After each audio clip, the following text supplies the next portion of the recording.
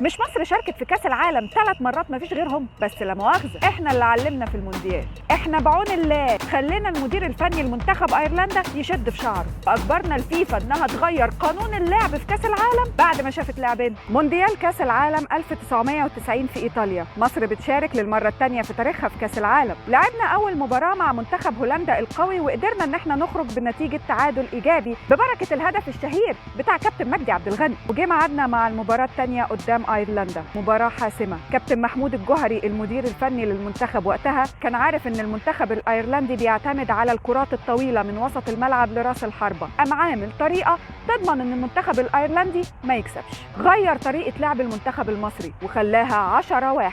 ايوه زي ما سمعت، حارس مرمى لاعب في الهجوم و9 لعيبه في الدفاع. الطريقه دي خلت المنتخب الايرلندي ما يعرفش يوصل للمرمى المصري اساسا، ما هو كل اللعيبه واقفين في منطقه الجزاء. شوبير كان اكتر لاعب يمسك الكره في المباراه دي 90 دقيقه، اللعيبه بتباصي الكره لشوبير وشوبير بيباصي الكره للعيبه، وطبعا المباراه خلصت ساعتها 0-0. بعد المباراه دي مدير المنتخب الايرلندي خرج عن شعوره وقال لك انا كرهت كره القدم بسبب المصريين. الصحف العالميه ذاطت قالت ان منتخب الفراعنه بيشارك في المونديال علشان يعلم العالم كيفيه تحنيط الكوره. الموضوع كبر قوي ووصل للفيفا، قالت لك لا احنا لازم نتدخل، كاس العالم هيضيع مننا. الفيفا راحت منع قاعده ان حارس المرمى يمسك الكوره لو رجعت له من زميل ليه. بس سيبك انت، احنا في الكوره ما عندناش يا مرحمين.